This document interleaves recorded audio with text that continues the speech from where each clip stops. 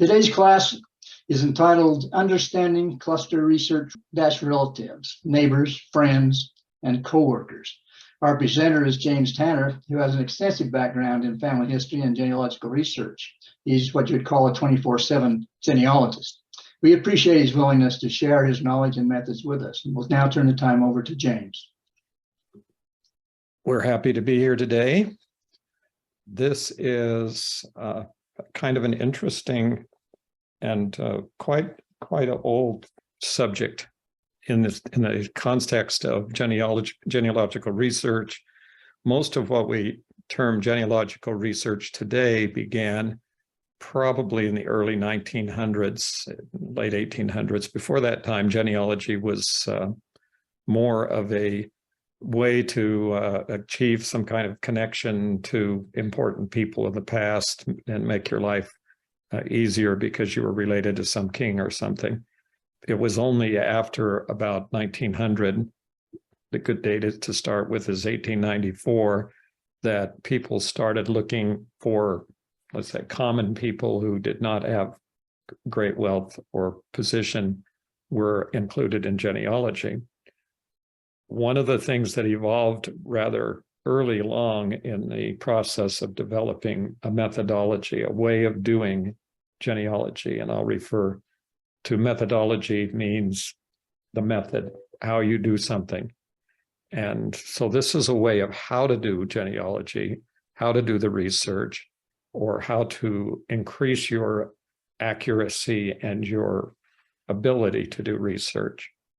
And what you're seeing here on the startup page is an example of autoclusters that is created using information from your family tree. If you put your family tree in MyHeritage, and MyHeritage will automatically create these family clusters based on the input, the information that you start with. And it will analyze that information based on DNA matches and all the information that's in your family tree. And generally speaking, it will also use all the information that's in the family search family tree. So they're quite a far-reaching tool to add in and coordinate. So all the people in each of those colored squares show the same relationship to each other, or a relationship to each other, and arguably all of them have the common ancestor. So each of those blocks, as they go down, show a further more distant relationship.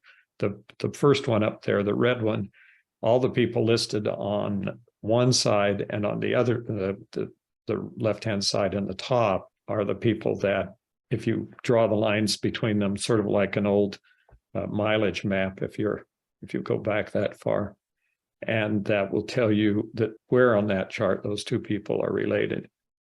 And the line down the middle, the emphasis redder line, the one that's darker, is basically the line of connection between those two. So it tells you a lot of information, but you've got to have done the work with all those people, and also taken a DNA test, and also have all those people in your family tree. And then then the cluster research begins working. So that's kind of one aspect of it. And so we're going to move on and see some things that are happening. It's my experience, going back many, many years now, that nearly all genealogists focus on one individual ancestor at a time. In fact, most of the training of the missionaries at the BYU Family History Library, and in general training for genealogists that's out there, is focused on finding a particular goal, thinking about what you want to do and how you're going to accomplish that goal, and determining what records you need to answer the question. That's usually the goal is in the form of a question, and then you focus on that, and that's what you should be doing. Well, cluster research is going to kind of go past that individual researching type thing and begin to understand that an individual does not live sort of a uniquely isolated life. Individual lives in a family. Individuals live in communities and neighborhoods, nations, And all of those factors, all of those relationships have a bearing on that person's life. And the way that you use that information is called cluster research. And so that's what we're doing. It's also called, by the way, there's another name for it. It's called jurisdictional research. Jurisdictional research or jurisdictional genealogy is virtually synonymous. In other words, the cluster research and jurisdictional genealogy basically do the same things. In a jurisdictional genealogical emphasis, you would be looking at the places and all of the people associated with that place and all the records associated in various levels of jurisdiction. In other words, your state, local, national, all those records.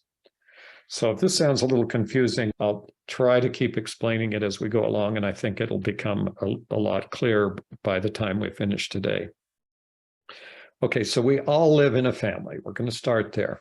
Now, if you think about it and you say, well, my family, my parents died, and I don't have any brothers and sisters. I was an only child, and I don't have a family. Well, you do.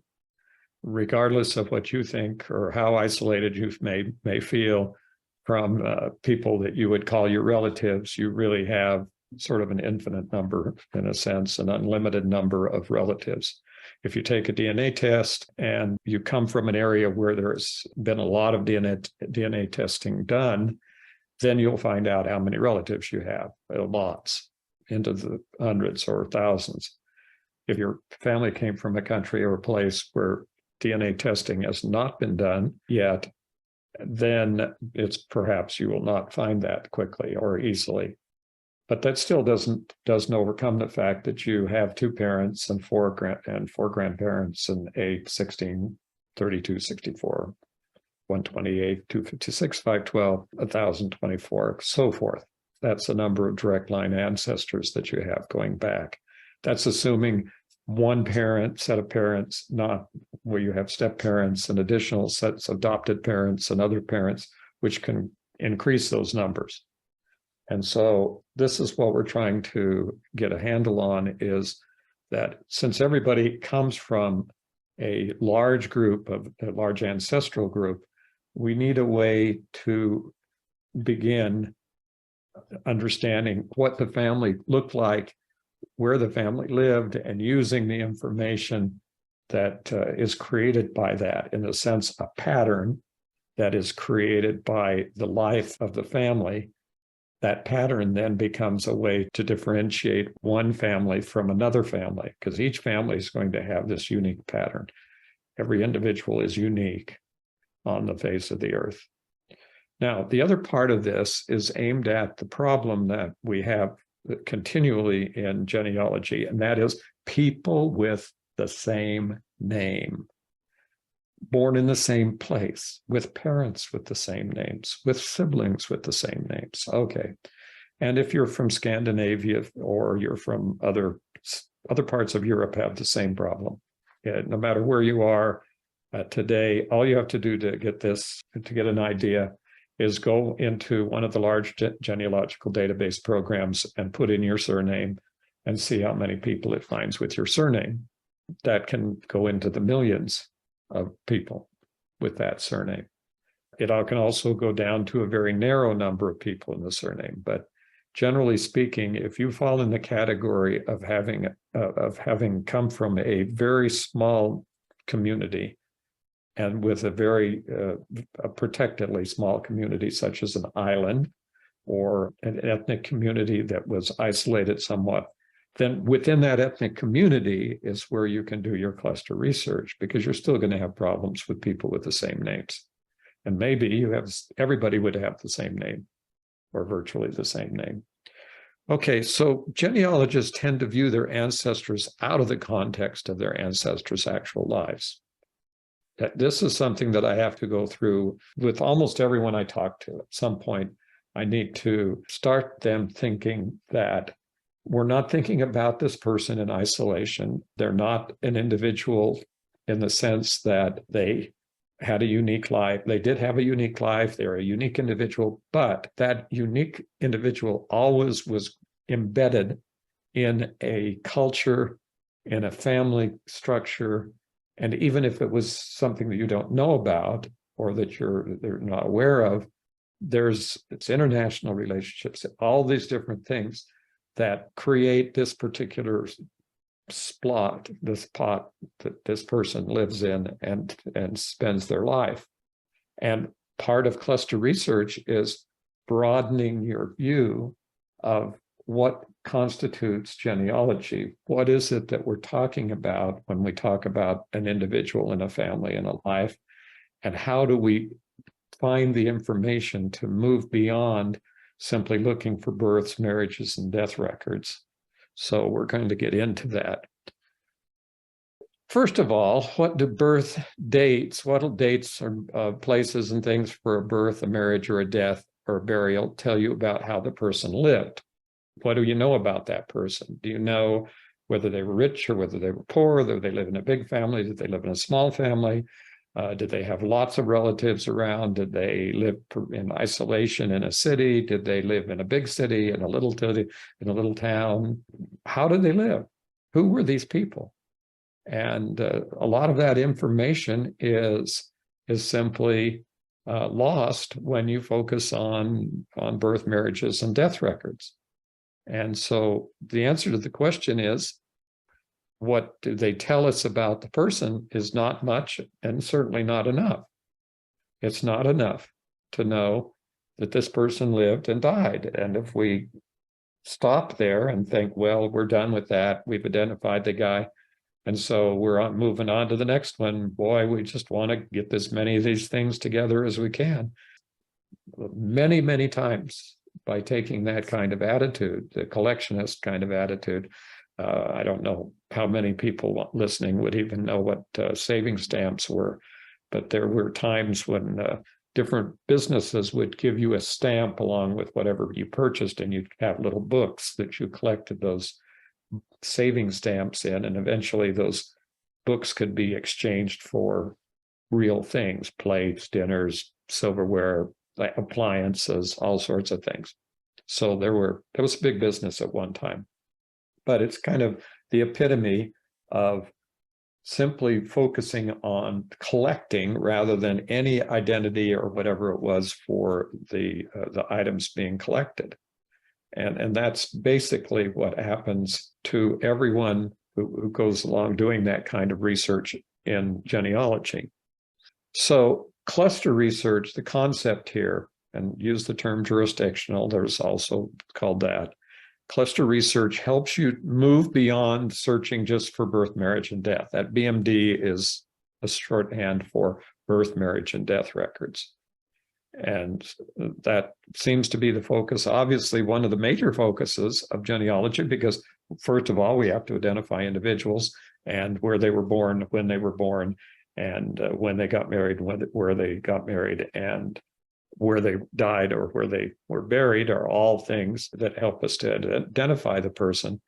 But that doesn't help us when we have multiple individuals who fall into the same category and the records aren't specific enough for us to immediately say, well, I've got the right guy here, because that just doesn't happen, because we have to do a lot more to get past that.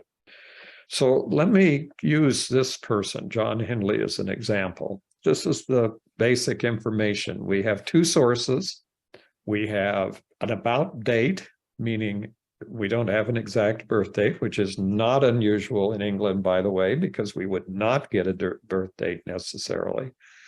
You might in 1882 with a civil registration, but anything much earlier than that, before 1850 or so, you're probably not going to ever get a birth date. You're going to get a christening date or baptism date, which is christening. So what do we got? We've got a place called Sutton, and it's in Lancashire, England, United Kingdom. And so we're going to think about this. Here's a family group record for our family group for this individual. He's sixth child of 7 children. And his parents are married in a place called Prescott or Prescott in Lancashire, England, in the United Kingdom in 1873.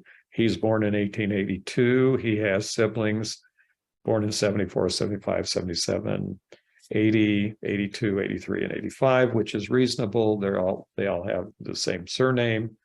You would assume that this would be a family.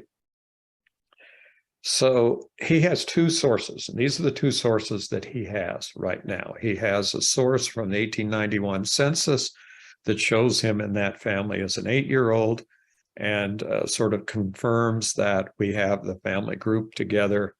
And then we have a sister-in-law there at the bottom of that census record on the left that says that she is a sister-in-law to the head of the house. So that means that she is Coley Hudley's sister. And so we can assume that Coley Hudley's name was Coley Langford. And then she got married and took her husband's name, which was the English practice. So there's quite a bit of information here, and we need to use that information to begin expanding on that information to determine whether or not this person that we have identified here and whether or not we can get any more information, because right now we don't have anything. We don't even have a christening date or a death date or anything for that person, but we do have a name. And so we have John there. And then the other record here is a birth record. So now we're looking at a birth registration record. This would be a civil registration record.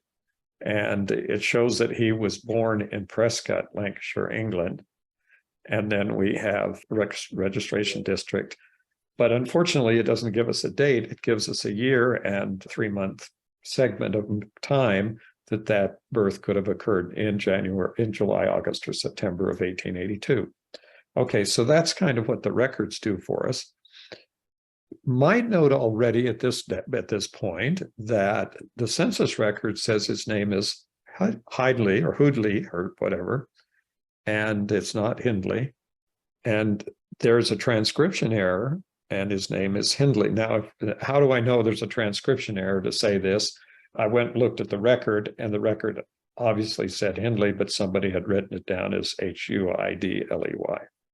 So that was from looking at the record. So there's the first step of what we're talking about, and that is we're going to go look at the records. We're not going to look at the stuff that we've got here from the extracted information from Family Search or from whoever extracted this information and put it in this nice little format for us. That's great. We now can read this, but how do we know that they've copied the information correctly unless we look at the original records? So there's interesting. But if you look down there at the bottom, now there's a real interesting question here, because as you read through, the husband was born in Lancashire and the wife was born in Staffordshire. And then every single one of the children were born in Lancashire. So, well, it's possible. And so we're just going to have to go with the record here in the 1891 census, which is helpful in some ways and not in others. But you might also note that the birth record says he was born in Prescott, not Sutton. So we also have an initial question here is, was he born in Sutton or was he born in Prescott? And were they were living in Sutton, would they just simply have assumed that he was born there and yet he was actually born someplace else? Okay, well, that's going to look at the jurisdictions. In other words, maybe Sutton and Prescott are not opposites. In other words, they're not different places. Maybe they're the same place. Maybe Sutton is part of Prescott or whatever. So this is the types of things that we start to look at that expand it beyond the mere records, the inquiry into all sorts of different information about the family that we want to know about. Okay, so now we're going to go find to see if we have the right person in the 1921 census. The reason why we're questioning is we have a record, the census record, with somebody named John Hindley, but which one is he? Because we don't have an exact date. All we have is an age and a recorded age and a perhaps calculated birth date. But here, we go out and look for the person on Find My Past. This is the English genealogical online record and family tree program. And we find out that if we put in a year of birth of a calculated birth of plus or minus 2 years of 1882, we end up with 8 records for men named John Hindley, born within a 4-year period within 5 miles of each other. Okay, so it may have looked pretty much cut and dried that, oh, we found a census record, we found a birth record. Obviously, the John Hindley that we have in that vague birth record that gives you a 3-month span in a year is our guy. Well, only if we assume that our guy was born in that 3-month period. So far, we haven't really identified him, except for the fact that we know someone in that family was named John Hindley, or misspelled by the census. So it's not as cut as dried as it looks, even though you have most, I would guess that a lot of genealogists would simply say, well, what are you trying to do? Ruin it? Because are you really trying to tell me that this isn't a John Hindley that I know, that I'm going to take this guy back in time? And I know that these are his parents because there he is in the census, and in Agria, I found a record that showed there was a John Hindley born in 82, and so there's got to be him. And the answer is, well, yeah, except now we have 8 records for men named John Hindley born within 5 miles of each other. Well, so let's go a little bit further with this, and let's get into the one record for a John Hindley born in 1882 in Prescott. But there's another one for John Hindley born in 1884 in Prescott. Would that change anything in the family significantly? No, because we have 2 people born in the same place that it said, and they're only 2 years apart. And the dates we all have, with the dates we have so far, are all about dates. We don't have any specific dates yet. So absent any more records or absent more information, then how do we proceed? Well, what we do when we proceed to this point is we now need to look at each of these people who are possible 1882 people. And we can either continue looking at them, we can do lots of things with them. We could put them all in a spreadsheet, for example, and begin looking for different records for each of the individuals until we had ruled out some of them. And if you look down below, you'll see that there's death records for a John Hindley born in 1882 that died in 1914 and one that died in 1945. And if we happen to know a little bit more about our John Hindley, we might be able to rule out one or both of those people. But that doesn't help us, because now we have other people who are born in different places. And one of those is the 1882 person died in 1914, and he died in Prescott. So maybe that's the person. So as we go along with this, what we're trying to do is add more. So which one of these is the son of Peter Hindley? And we need to go on further until we get there.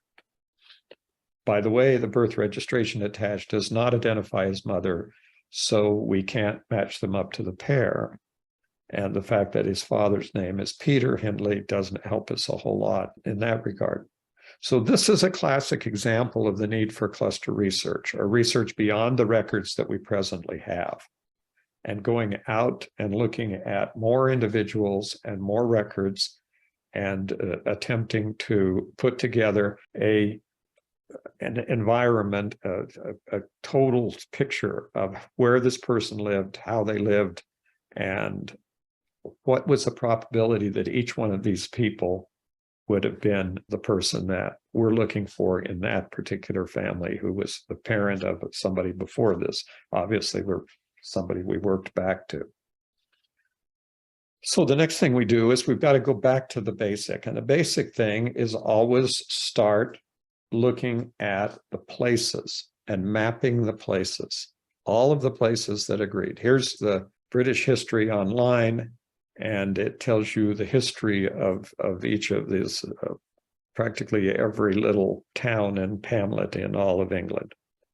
So now you can read that the size of it, where it was, what kind of land it was, and what kind of people were living there, and all of that information about. So there's all these records out there.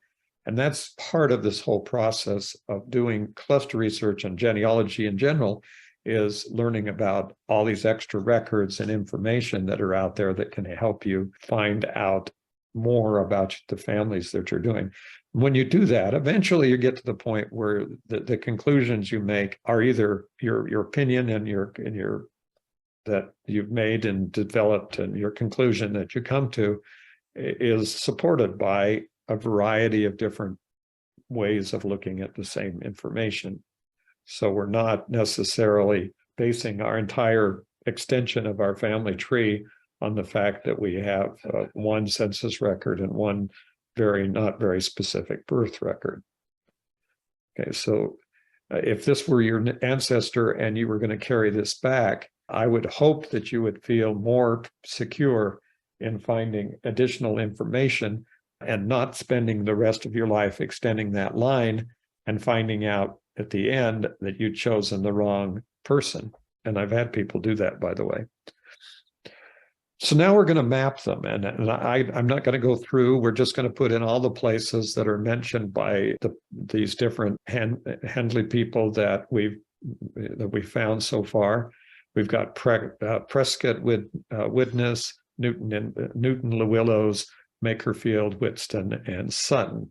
And now you look at this map, and if you realize the time period here, which is mid to late 1800s, it's very possible that people could have traveled a little bit further distance away from home, but they didn't usually.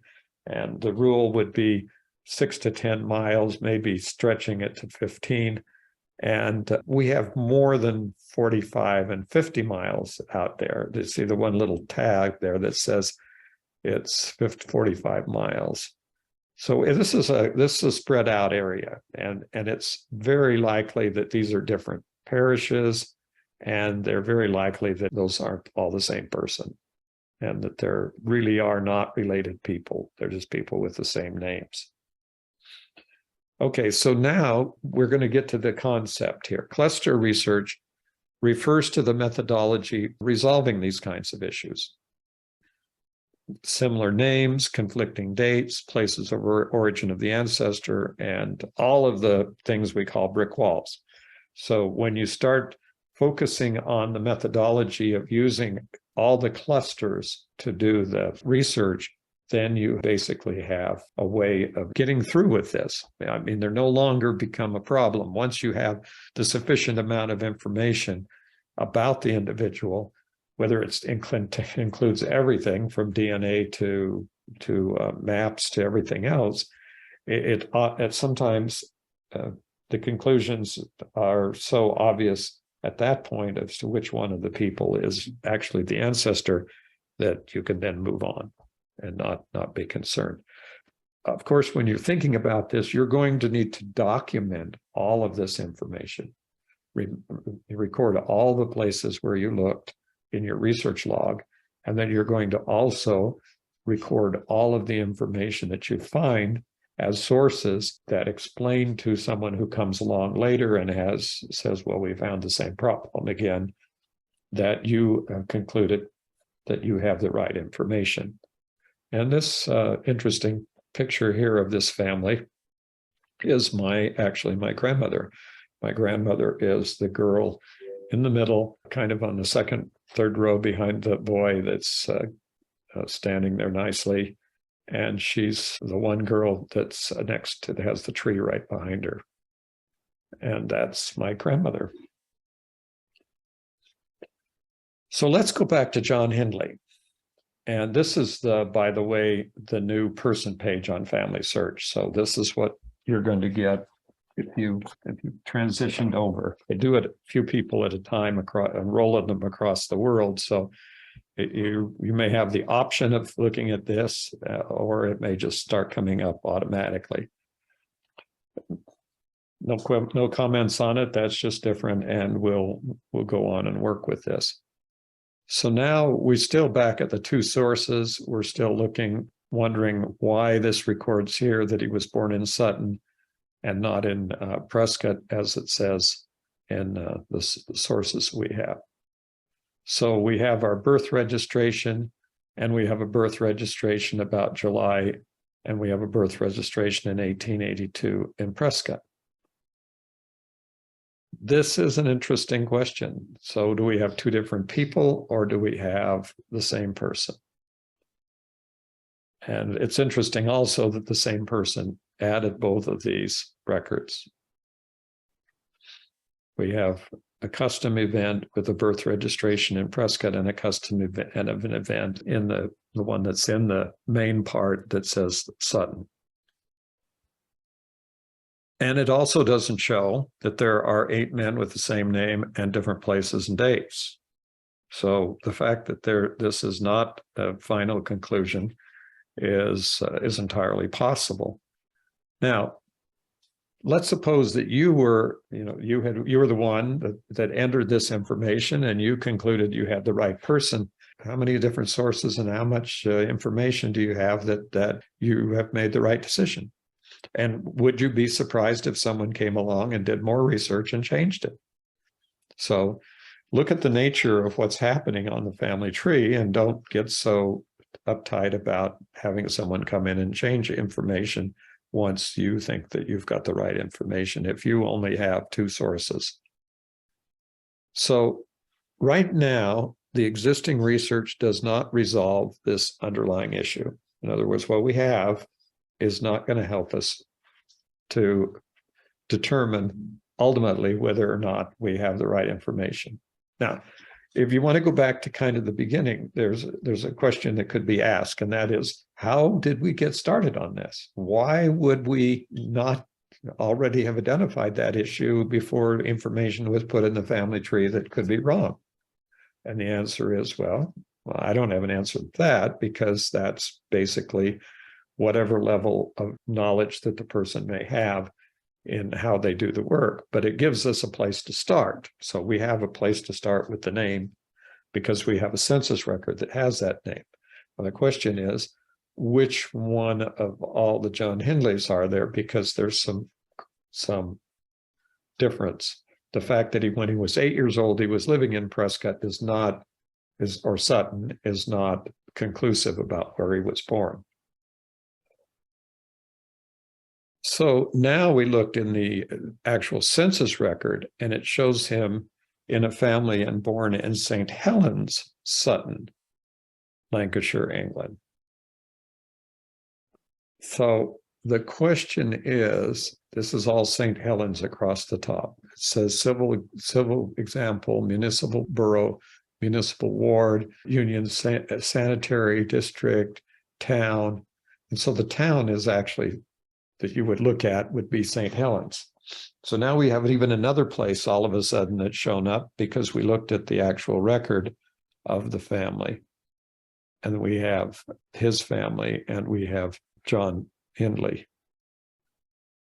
And it's interesting, they do not put the last name first. They put the given name first, and they're just listed by family. And the DO thing is ditto. That means they're the same.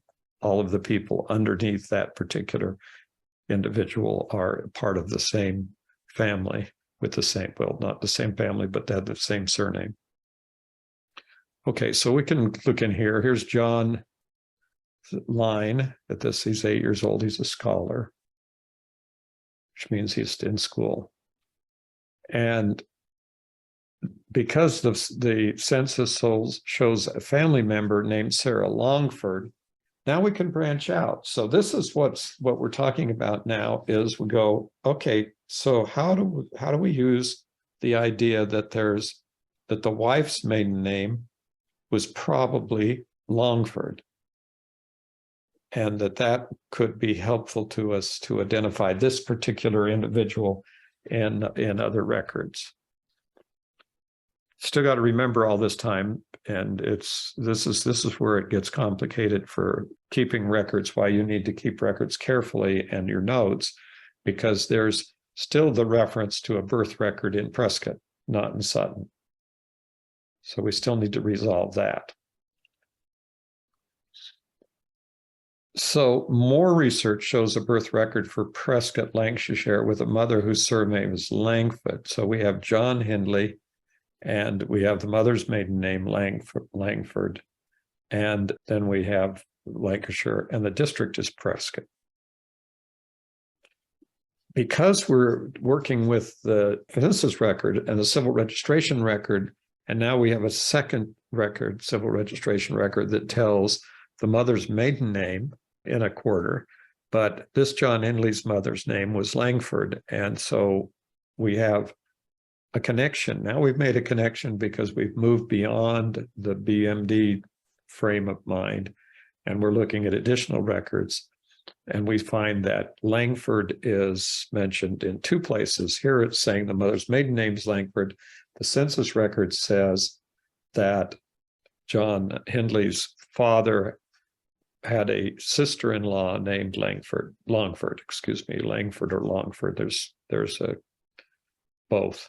So we've got Langford, Longford. We've got different spellings for him. And one of the things that you have to determine is whether or not those different spellings are significant. And in this case, if you look carefully at the records, you'll find out that they're probably mostly transcription errors. So we're not too awfully concerned with that. So now that we have a sister-in-law to his father named Langford or Longford, we know which of the 8 men named the correct one, and we have the correct family, because what we have done, and let's kind of go back to that so you can see before, because now we know that this John Hindley, who was born in Prescott in 1882, is the one out of those 8 people, because there's only that one. That's the only one that we have that matches. And we know that that person is the one in that census record. Okay, but then we need to go beyond that and find additional records, obviously, for this person and see what other records we can find, so that this conclusion that we've now come to, it will be determined as to whether it's consistent with whatever other records we find as we go along. So now we're looking at his birth, but why do we still have his birth in Sutton? So in other words, why is the birth in the family tree in Sutton if we now know that this is a person who matches up with someone that was born in Prescott? Is the census record wrong? Is there still a problem with John's identity? In other words, we still have some contradictions here. So we need to carry our research further and dig into it. So we look at the places, because we really can't, there's the basic rule. When the baby was born, the mother was there. And so we can't have the baby born in 2 different places. If they're 2 different places, it's 2 different people, and we still haven't resolved the question. So we find out that Sutton is an area of St. Helens, and that it's historically within Lancashire. And it was along with Parr and Windle, a lot of other places. And the old township of Sutton included Sutton Village, Ditch, lots of things. And you go through and read the names and all the places. And now you're getting really confused because there's all these other places, but you go on a map and you can kind of plot all those out, and you begin to see where these people lived. And on the map, there's a point that shows you where Sutton was located in the Merseyside, and it's in St. Helens. So St. Helens and Sutton aren't contradictory. So the question is, if Sutton is part of St. Helens, then we're not worried about that problem, because it could be either. It's just like saying you were born in Parker, Arizona, or you were born in Parker, or you were born in Arizona, both right. Or you're born in Parker and you're born in La Paz County and Arizona, any one of those 3, and you're still right, because they're all the same. They are contained within each other. Now, it's important to understand, and if you look at this map, you'll see Prescott sitting there next to Whiston. It's on the left-hand corner of the screenshot here. And then you'll see Sutton Manor way down there on a green with kind of a blue line around it. It turns out that this was the old manor. This whole area was owned by one person named Sutton. And that whole area includes all of these areas. So Prescott and Sutton are not contradictory. Sutton is the manor area. Prescott was the little town within the manor area. And as it developed, of course, in historic times, this would have been owned all by one person, and anybody else living in there would have been a tenant farmer who was renting directly from the manor. Is there still a question with only 3 or 4 sources? There will always be a question. If there's only 1 or 2 or 3 or 4, a few sources. Now, there's no magic number there, because there may be enough information from those sources that we can make a conclusion and that we feel comfortable with our conclusion. But that doesn't mean that that conclusion would withstand any kind of expansion of looking at the information that goes beyond the BMD birth, marriage, death records. And so that's where we are. We're always there. Now, it's very frustrating when you first start thinking about this, because you think, well, how do I ever know when I'm correct? And the answer is, well, you really don't. And if you can't suspend that concept that you have to immediately come to a conclusion about who this person is, and then we got to move on to the next person, then you are basically going to find yourself out there in the fire swamp, because you're never going to know which direction to go without getting into a trap. And so when we say we try to document the parent-child relationships in all of the steps that we go back, that goes for every person. We need to do that for every member of every family and every person. And then when we have what we think is a good record, like a census record or something, then we can use the census record to get additional records. But if we stop with each individual and we don't spend all the time and effort necessary to document that person, each of the people in the family, we may very well have chosen either the wrong family, or we may be on the wrong individual, and it could have gone either way. But basically, the more research we did, the more secure that we were in our original conclusion, although it was not at all clear to begin with. So what we do is you basically branch out and look at what you have and then do some more research. And research means asking questions. And it means not just one question, it means asking a lot of questions and trying to understand how all of this works. Now, as you do this research, by the way, and you figured out all of these geographic areas, now you know about St. Helens, you know Sutton's and St. Helens, you know perhaps the other names of the town, of the little towns and the parishes that are in that particular area. And as you do more research and you become familiar, you don't have to do it all over again every time.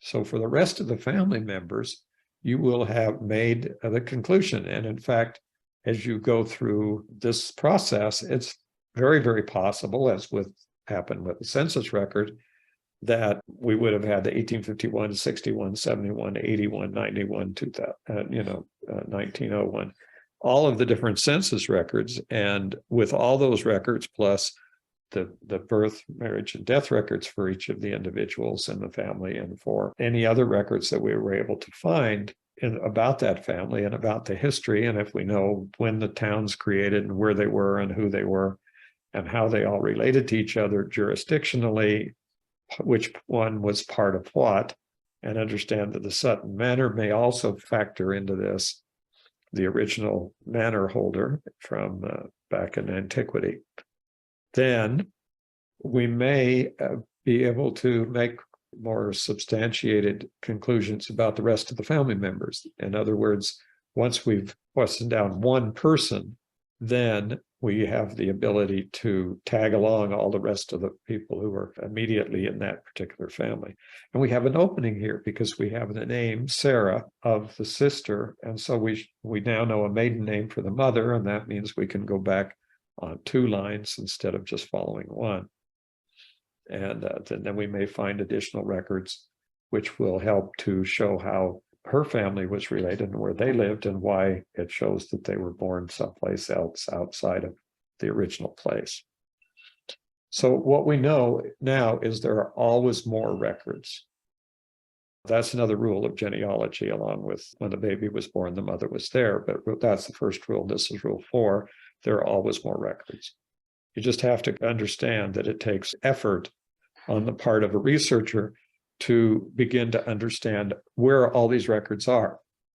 Now, part of the question would be the time periods they lived in, because, of course, the record sets apply to different time periods in England or any place else.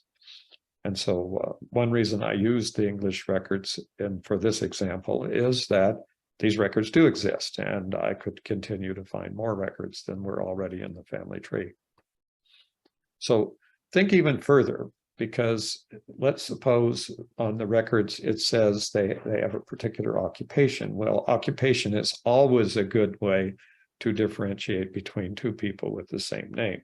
If you're looking for the bricklayer Sutton and you go back or Hindley and you look for the bricklayer Hindley or the barge master or the whatever their occupation is, then that will differentiate them from some of the other people, even if they're born in the same place at the same time.